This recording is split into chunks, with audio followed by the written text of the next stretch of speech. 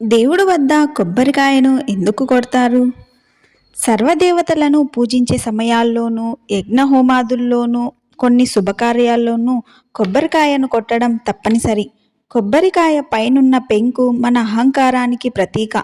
ఎప్పుడైతే కొబ్బరికాయను స్వామి ముందు కొడతామో మనం మన అహంకారాన్ని విడనాడుతున్నామని, లోపనున్న తెల్లని కొబ్బరిలా మన మనసు స్వామి ముందు పరిచామని, తద్వారా నిర్మలమైన కొబ్బరి నీరులా తమ జీవితాలను ఉంచమని అర్థం.